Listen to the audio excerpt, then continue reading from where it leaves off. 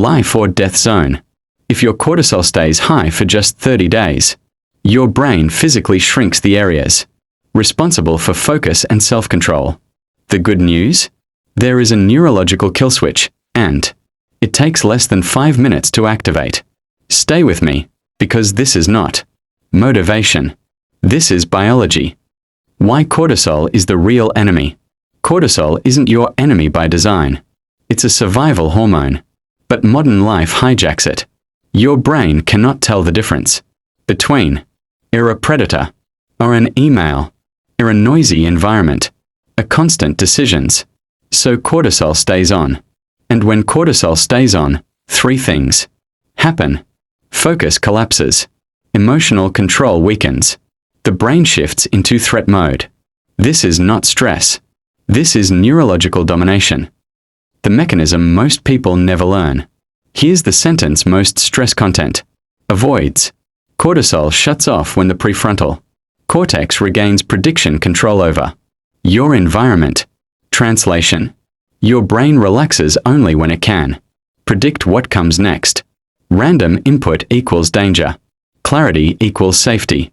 This is where mental minimalism becomes a biological weapon. The 3-signal cortisol kill switch. This is not advice. This is a protocol. Fire signal number 1. Visual predictability.